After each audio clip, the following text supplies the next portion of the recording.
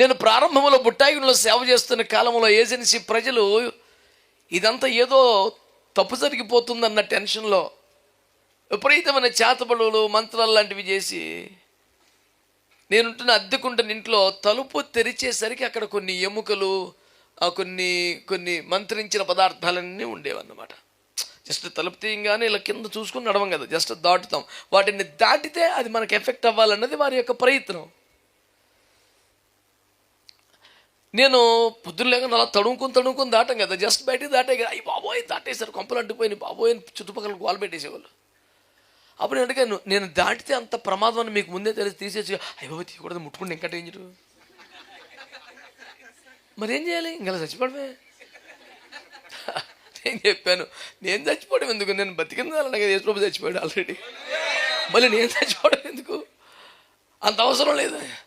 అయ్యో బాబు దాటకూడదు బాబు అన్నారు. మరి తొక్కేసి అన్నాను. అయ్యి బాబాయ్ ప్రశాంతంగా తొక్కేసి చెతక బతక ఓ స్తుతిపాట పడిన అట్టిపడి అట్ల మీద తీజవతలో పడేసి రక్తమే. ఇంకా అతడి చెయ్యి వాచనం లేక అతడు చచ్చునుండని అనాగరికులు కనిపెట్టినట్టుగానే ఈ భక్తులు కూడా కనిపెడతా ఉండి, ఉడికి తలనొప్పి పోతుందా, జ్వరం అవుతుందా, కాలు వాసిపోతుందా, బోధకాలంతా అయిపోతుందా, ఏమవుతుంది. ఎందుకని దీన్ని ఎదుర్కొంటకు ముందే లోపల ఎదుర్కొని బయటకు వచ్చాం కదా. రక్తమే ఇచ్చాయి.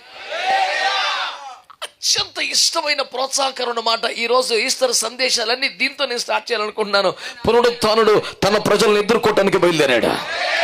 దేవునికి స్తోత్రం కలుగును గాక. వీళ్ళు సమాధి దగ్గరికి వెళ్ళి తడువునాడుకుంటా ఉంటే ఎదుగుతావు, ఇక్కడ ఎందుకు ఎదుగుతున్నారు మీరు, ఆయన ఆల్రెడీ వెళ్ళాడు పదండి అని దూతలు చెప్పి పంపారు కదా. వాళ్ళు తినేసిండ్రా అల్లెల్లో అని చెప్పుకుంటూ పరిగెడుతున్నారు రోడ్ల మీద. ఎందో వాక్యం మళ్ళీ చదువునా. వారు భయముతోనూ మహా ఆనందముతోనూ సమాధి యొద్ద నుండి త్వరగా వెళ్ళి ఆయన శిష్యులకు ఆ వర్తమానము తెలుపు పరిగెత్తుచుండగా. ఆగండి ఏం చేస్తున్నారంట చెప్పు. అది ఏం చేస్తున్నారంట, ఎవరాళ్ళు స్త్రీలండి. మాట్లాడరా, మొత్తం కూటమి మీదే అమాయకంగా ఉన్నారు. స్త్రీలు అనగానే చాలా స్లోగా కథలమంటే కూడా కొంచెం అట్లా. ఎవడు చెప్పాడరా, హ్యాపీ రిజరెక్షన్ ఉండే తిరుపతికి ఆలస్యంగా వచ్చిన మనిషి మాట్లాడబాకు. దేవునికి స్తోత్రం చెప్పండి, పరిగెత్తుకు రావాలి. వీళ్ళు అట్టండి సమాధి దగ్గరికి వెళ్ళారట. సమాధి దగ్గరికి వెళ్ళినప్పుడు కొంచెం అవిశ్వాసమే. ఆ పనికి మేళ పరిస్థితి ఎలా ఉందంటే డెడ్ బాడీని చుట్టాకి వెళ్ళారు అమాయకులు. వీళ్ళు పట్టుకెళ్తే ఏం పట్టుకెళ్ళారు, నాకే వాళ్ళు కానీ తారసపడితే వెళ్ళొద్దు బిడ్డ అసలు సమాధి దగ్గరికి అంటాను. ఒకవేళ వెళ్తే ఒక మంచి పూలమాల తీసుకుని బొకే తీసుకెళ్ళండి, వెల్కమ్ జీసస్ అనండి, వెల్కమ్ బ్యాక్ అనండి, ఓని thank you so much for the resurrection power అని చెప్పేసి దండేయండి. అంతేగాని సిడ్డుబాట్లు తీసుకెళ్ళి డెడ్ బాడీ కొడతారట. అయినా వాళ్ళది లోపమే, అది అవిశ్వాసమే, బలహీన విశ్వాసమే. యేసు తిరిగి లేచాడు, పునరుద్ధరణ అయిపోయాడు, నేను వెళ్ళే టయానికి సమాధిని కలిసి తిరిగి లేచి ఉంటాడనే విశ్వాసం వారికి లేదు. కానీ యేసయ్య మీద పిచ్చి ప్రేమ ఉంది. యేసయ్యను బహుగా కోరుకుంటున్నారు, యేసయ్య దగ్గరికి వెళ్దాం అనుకున్నారు. ఆ మాత్రం మార్కులు ఎందుకు వేసాడు యేసు ప్రభు? 3వ దినమున తిరిగి అని చెప్పాడుగా. అందుకనే శనివారం రాలేదు వాళ్ళు. శవానికి చెట్టు కొడతాకి ఎప్పుడైతే ఏమైంది అంటే పరిపూర్ణ విశ్వాసం లేదు, కానీ కొత్త గొప్ప ఇవాళ ఏదో జరుగుద్దని చిన్నది లోపల ఉంది. ఖచ్చితంగా నా ప్రభు తిరిగి లేస్తాడని అంత స్ట్రాంగ్ లేదు, కానీ మొత్తం ఇది 3వ రోజు ఏదో అవుతుంది. హల్లెలూయా. కొత్త గొప్ప దేవుని కృప పొందే పాకం ఉంది లోపల. ఆదివారం తెల్లారి సమయంగా ఇంటి దగ్గర ఉండిపోతే ఎత్తలేదు వాళ్ళకి. ముందు సిద్ధపరిచిన సుగంధం అంటే శనివారం అంతా పని మీద ఉన్నారేమో మరి. మొత్తం ప్యాకప్ చేసుకొని రెడీగా ఉండి బయలుదేరిపోయి సమాధి దగ్గర వచ్చేప్పటికి సమాధి రాయి పొరలించబడింది, సమాధి ఖాళీగా ఉంది. దేవదూతలు కనపడ్డారు. ఏ క్లాస్ అయినా క్లాస్ తీసుకున్నారు వాళ్ళకి. సజీవుడైన మన మృతులు ఎందుకు వెళ్ళిపోయాడు ఆల్రెడీ, ఆయన లేడు, ఆయన లేచి ఉన్నాడు అని చెప్పేసి కేకలేసేపాటికి ఒక పక్క భయం, ఒక పక్క ఆనందం, విస్మయం, ఇవన్నీ కలిసి ఏంటండి ఈ మాట మా అన్నయ్య వాళ్ళకి చెప్పాలి. ఎవరికి? అస్సలు ₹1,00,00,000 పదం మార్కు సువార్తలో ఉంటుంది. అపోస్తలులకు ఈ మాట చెప్పి అపోస్తలులకే యేసు సజీవుడు అయ్యాడు రా బాబు అని చెప్పింది వీళ్ళంట. చెప్పరా గట్టిగా. మేము సిలువేయబడ్డ క్రీస్తును ప్రకటిస్తున్నాం, మేము పునరుద్ధరణ ప్రకటిస్తున్నాం, ఆయనకి మేము సాక్షులమని దొల్లగొట్టే సరే ప్రసంగాలు. ఈ ప్రసంగం ఫస్ట్ చెప్పింది వీళ్ళంట. Sisters, happy resurrection day. దేవునికి స్తోత్రం కలుగునుగా. స్తోత్రం చెప్పండి. వాళ్ళకి ఎంత అద్భుతమైన అవకాశం వచ్చింది. నేను అంటున్నా, వాళ్ళకే ఎందుకు వచ్చింది? వాళ్ళకే ఎందుకు వచ్చింది ఛాన్స్? వాళ్ళకే ఎందుకు ఈ అవకాశం దక్కింది? అపోస్తలులకు కూడా ఈ శుభవార్తను చెప్పగలిగిన స్థాయి దేవుడు వాళ్ళకి ఎందుకు ఇచ్చాడు?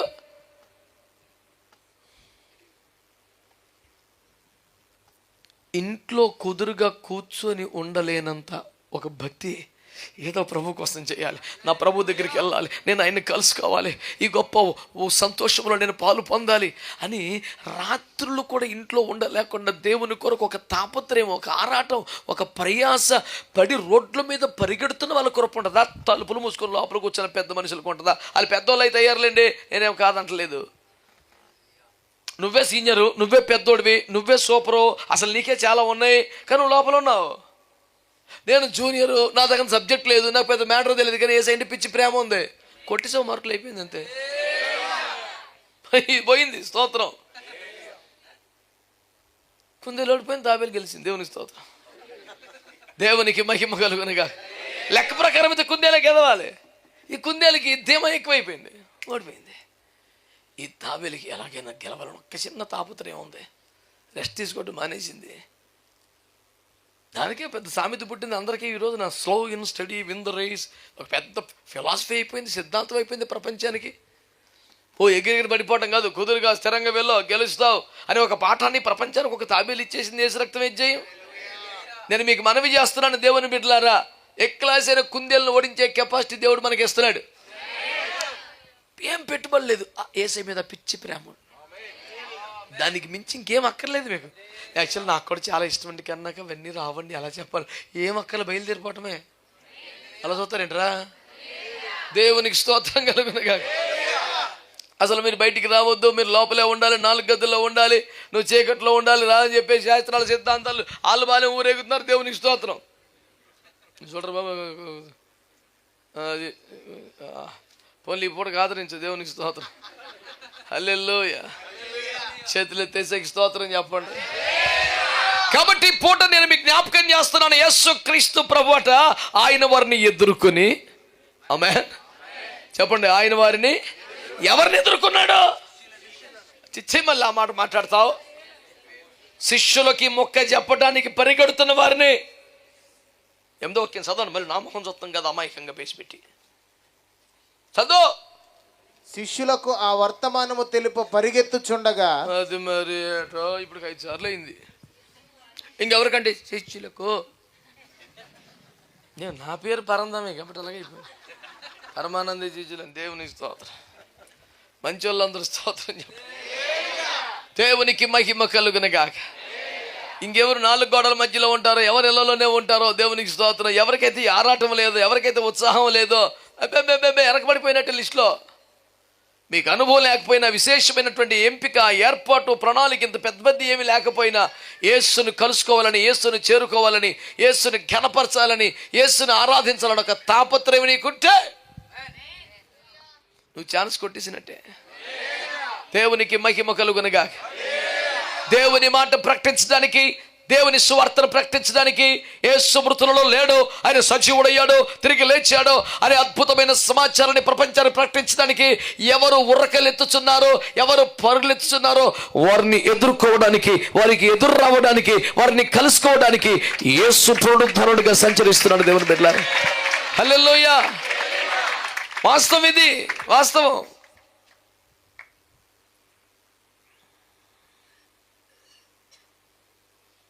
ఎటు వెళ్ళినా ఏదో ఒక సమస్య ఎదురొస్తుందండి, ఏం పని చేసినా ఏదో ఒక ఇబ్బంది ఎదురొస్తుందండి.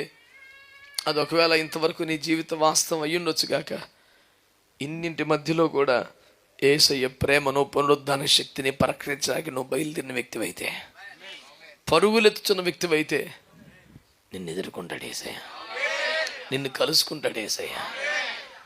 సింపుల్ సూత్రం, పెద్ద విపరీతం కష్టపడక్కల. ఒకసారి ఎవరైనా యేసయ్యను కలుసుకుంటే వాళ్ళు గతంలో వాళ్ళే ఉండరు. అది ప్రపంచం ఒప్పుకోవాల్సిన సత్యం అండి. ఒక్కసారి యేసయ్యని కలుసుకున్నావా, that's it. You will never be the same again. ఒక జీవితానికి శాశ్వత కాలానికి సరిపడా మార్పు వచ్చేస్తే పైన కొన్ని పదాలు చెప్తాను మీకు. ఒక భయంకరమైన ఘోరమైనటువంటి సమరయ స్త్రీ 5 కొంపలు కూర్చిందంట, 6వ కొంపకి ఎసరు పెట్టిందంట. అట్లాంటి మనిషిని యేసు ప్రభు కలుసుకున్నాడు. ఏక్ నెంబర్గా పాస్టర్లకు మించిపోయిన ఆత్మను సంపాదించేసింది. స్తోత్రం చెప్పండి. ఒక ఊరిని పట్టుకొచ్చిందండి యేసు ప్రభు దగ్గరికి. దేవునికి స్తోత్రం కలుగునగాక. బిడ్డ, నాకు దాహం తీరుస్తావని ప్రభు అడిగాడు. ఆమె పరిస్థితి ఏంటంటే ఆమె ఆత్మ రక్షించబడాలనేది ప్రభు దాహం కదా. అంటే ఆమె కుండను ఎప్పుడైతే విడిచిపెట్టిందో, పాపాన్ని విడిచిపెట్టిందో, యేసుని అంగీకరించిందో, యేసయ్య దాహం తీరిపోయినట్టే.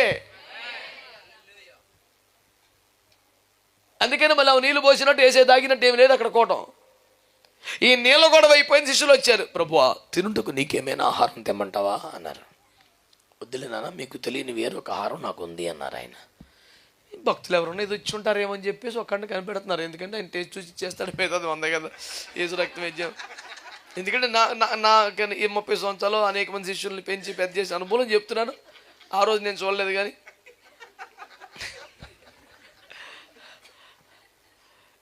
కొంచెం బలంగా వాడబడే వాళ్ళు నాతో ఉంటే సంతోషపడతారు. ఎందుకంటే మనం అంత కంట్రోల్ కదండి. చాలా కోటమంది ఇటు వచ్చేస్తుంటుంది యేసు రక్తం నుంచి. హల్లెలూయా. ఈ వారంలో మనం ఒక సభలో చెప్పాను. చాలా సంవత్సరాల క్రితం యానాంలో ఒక సభకి వెళ్తే ఒక విశ్వాస గృహంలో కొత్తగా కట్టుకున్నారంటే ఒక మంచి రూమ్ ఉంది. అయ్యా హోటల్ తీయలేదు, ఇక్కడ మంచి రూమ్, పర్లేదు నాన్న, నాకు ఏకాంతంగా ఉంటే చాలు, నా ప్రాణం తీయకుండా నాకు పలాందేమో. సరే తీసుకెళ్ళారు. ఆ ఇంటి వాళ్ళు ప్రేమతో రిసీవ్ చేసుకున్నారు. పాస్టర్ గారు తీసుకెళ్ళారు. ఇక లోపలికి వెళ్ళి ఇట్లా కూర్చున్నాం. వాళ్ళు కొన్ని ఫ్రూట్స్ పట్టుకొచ్చారు. ఇప్పుడే టిఫిన్ చేశానండి, నాకేం వద్దండి అన్నాను. పర్లేదు అక్కడ పెట్టో అంటే స్థానిక పాస్టర్ గారు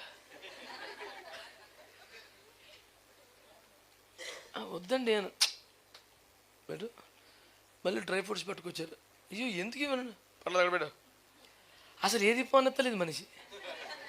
నేను ఏది రానివ్వట్లేదు, ఆయన ఏది పోనివ్వట్లేదు. మొత్తం అన్ని పేసాడు, తెలిపేసి వెళ్ళండి మీ పనులు మీరు చేసుకోండి అని తెలిపేసాడు.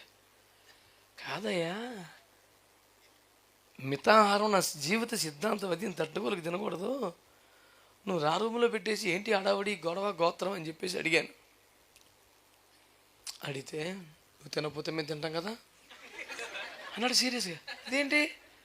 అవునండి, నువ్వు వచ్చావని తెచ్చారు, మేము ఎప్పుడైనా విజిటింగ్కి వెళ్తే ఎన్ని తేరో, వైజాగ్ నుంచి జపన్ చేసి వచ్చాడని తెచ్చాడు, మాకు పెడతారేంటి ఇవన్నీ అని అన్నీ నేను ఆ షాప్లోంచి తేరుకోకపోతే వాడబట్టడం స్టార్ట్ చేశాడు. భక్తులు ఎవరో ఒకరు ఇచ్చే ఉంటారులే. మీకు తెలియని వేరొక ఆహారం నాకు ఉందంటే ఏమో తెచ్చుంటారు. ఏదో టిఫిన్ క్యారేజ్ ఇచ్చారో, బిర్యానీ ఇచ్చారో, ఆ రోజున యోసేపు తెచ్చినట్టుగా, ఆ రోజు దావీదు తెచ్చినట్టుగా ఎవరేం తెచ్చారో, జొన్నగడ్డలు, యేసు రక్తం ఏం చేయం జాయింట్లు అని చూస్తూ ఉంటే ఆయన ఏం తినట్లేదు. పైగా శిష్యుని అడిగాడు, నాన్న కోతకాలం ఇంకెంత దూరం అన్నాడు. కనీసం 3 నెలలు పడుతుందండి, ఇంకా చిన్న చిన్న మొక్కలయ్యి 3 నెలలు పడుతుంది అన్నాడు. ఇప్పుడే పంట కోతకొచ్చి సిద్ధముగా ఉన్నది అన్నాడు. ఆమేన్. ఏటో ప్రభు అన్ని విపరీతంగా విచిత్రంగా మాట్లాడుతుంటాడు. కనీసం 3 నెలలు పడుతుంది, ఇంకా ఇప్పుడు కోతకొచ్చేసింది అంటాడేంటి, తెల్లబారిపోయింది అంటాడేంటి, అన్నీ తెగమగలే అని అనుకుంటున్నారు. లేకపోతే జనం పొలం గట్ల మీద పడి పొలమును చేతున్నారు. పొలాల మధ్యలో ఉన్న గోధుమ చేలను చూసి 3 నెలలు పడుతుంది వీళ్ళు అంటున్నారు. పొలం గట్ల మీద పడి వస్తున్నట్టు ఆత్మను చూసి పంట రెడీగా ఉందిరా, కోతకు వచ్చేసింది అని ప్రభు అంటున్నాడు. దేవునికి స్తోత్రం చెప్పండి, చెప్పరే. ఇందాకటి నుంచి అన్నాడు, మీకు తెలియని వేరొక ఆహారం నాకు ఉంది, వేరొక టిఫిన్ క్యారేజ్ టిఫిన్ కాదు. ఆ సమరయ ప్రజలు ఆత్మల రక్షణ గురించి ప్రభు ఆ మాట మాట్లాడుతున్నాడు. నా దాహం తీర్చోండి అర్థం ఏంటంటే నువ్వు రక్షించబడాలనేది. ఆమె రక్షించబట్టడం ద్వారా యేసయ్య దప్పిక తీరింది, అనేకులు రక్షించడం ద్వారా యేసయ్య ఆకలి కూడా తీరింది. స్తోత్రం చెప్పండి. అందుకే నీళ్ళు తాగలేదు, అక్కడ ఏమీ తినలేదు, ఆకలి తీరిపోయింది, దాహం తీరిపోయింది. దేవునికి స్తోత్రం. ఈ రోజు నేను చెప్పే సువార్త ఒకటే, శ్రద్ధగా నువ్వు పాటించగలిగితే అనుభవాలు, విపరీతమైన జ్ఞానం, బీభత్సమైన ఏం అక్కర్లేదు. నీకు తెలిసిన ఈ శుభవార్త చెప్పాలి, ఆ ఒక్కటి ఉంటే చాలు, యేసుని ఎదుర్కొంటాడు. నిన్ను కలుసుకుంటాడు, నిన్ను బలపరుస్తాడు, నిన్ను ఒక శక్తివంతమైన సాధనంగా మార్చేస్తాడు. దేవునికి మహిమ కలుగునుగాక. అందరం చెప్దాం గట్టిగా హల్లెలూయా. ఎవరైతే ప్రకటించడానికి పరుగులాడుతూ ఉంటారో వారినే యేసయ్యా, ఈ ఆరాటం నీకు లేకపోతే, ఒక మాట యథార్థంగా మాట్లాడదాం, కూటమి మీదే కాబట్టి, షాపింగ్ అంటే ఎక్కువ ఉత్సాహమా, సువార్త కంటే ఎక్కువ ఉత్సాహమా? బుద్ధిగా ఉండదగిపోయింది సార్.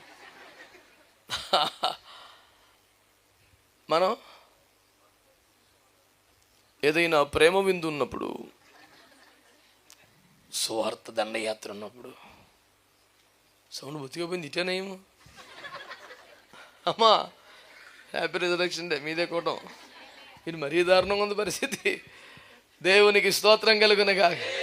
నా పాయింట్ ఒక్కటే, నీవు తెలుసుకుని అద్భుతమైన సువర్తమానమును ఇతరులకు పెద్దలకు చెప్పడానికి ఒకలాంటి పరుగులెత్తే ఉత్సాహం ఆరాటంలో ఉంటే నువ్వు పాసిపోయినట్లకే ఆయన నిన్ను ఎదుర్కొంటాడు, దర్శిస్తాడు, దీవిస్తాడు. పెద్ద పెద్దలకు లేని ధన్యతలు నీ సొంతం అయిపోతాయి. దేవునికి స్తోత్రం కలుగునుగా. పెద్ద పెద్ద అర్హతలు ఏమక్కర్లేదు, నీకు ఈ ఆరాటం నీకుంటే చాలా అయిపోయింది.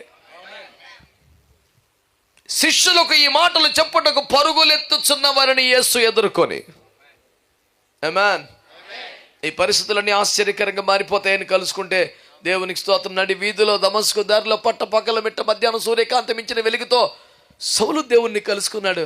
అతను ఎంత డ్రాస్టిక్ చేంజ్, ట్రాన్స్ఫర్మేషన్ చూస్తాం ఆయనలో. మార్పుగా దేశ రక్తం విజయం, రూపాంతరమే. నిన్నటిదాకా మనిషి ఏంటి, ఈరోజు పరిస్థితి ఏంటి? కనుక దేవుని బిడ్డలారా, ఆయన్ని కలుసుకుంటే అంతకు మించిన అద్భుతం, ఆశ్చర్యం, ఆశీర్వాదం ఇంకేమీ ఉండదు. ఎవరిని ఎదుర్కొంటాడు, ఎవరిని కలుసుకుంటాడు? స్తబ్దుగా కూర్చున్నవాడికి, కథలకుండా మెదలకుండేవాడికి ఈ ఛాన్స్ లేవు.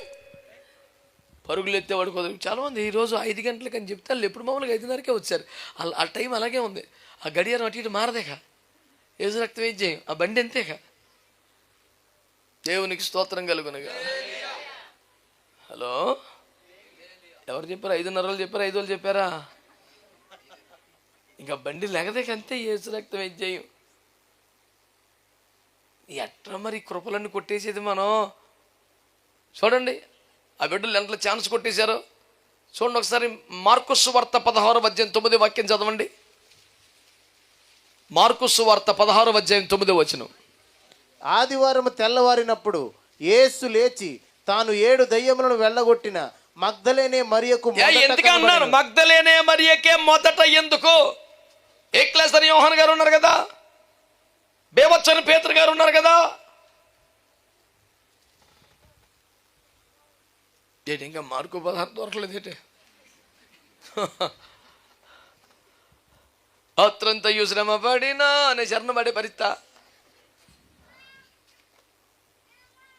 మగ్దలేనే మరియకు ఎందుకు మొదట కనపడ్డాడు? యోహాను సువార్త 20వ అధ్యాయం దొరికిందా? యోహాను సువార్త 20వ అధ్యాయం మొదటి వాక్యం చదవండి. ఆదివారమున ఇంకను చీకటి ఉన్నప్పుడు మగ్దలేనే మరియ పెందలకడ సమాధి యొద్దకు వచ్చి. ఈ రోజున మీరు కృప కొట్టేశారు. ఆదివారం పెందలకడనే ఇంకను చీకటి ఉండగా సమాధి వద్దకు వెళ్లకుండా పునరుద్ధరణ దేవుని సన్నిధికి వచ్చారు. దేవునికి స్తోత్రం కలుగునుగా. అంతకంటే 4 మార్కులు ఎక్కువ పడిపోయినట్టు మీ ఖాతాలో.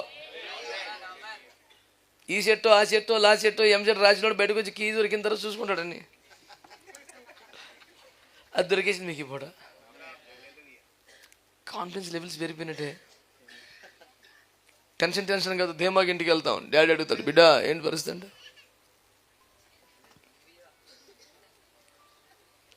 సందా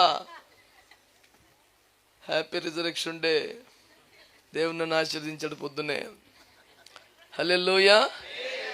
మగ్దలేనే మరియకే మొదట ఈ భాగ్యం ఎందుకు కలిగిందంటే, ఆదివారం ఇంకా చీకటి ఉండగానే ఆమె ఒక గుంపు వేసుకొని కదా ఒంటరికి వెళ్ళిపోయిందంటే. ఎక్కడికి? అమ్మ బాబోయ్,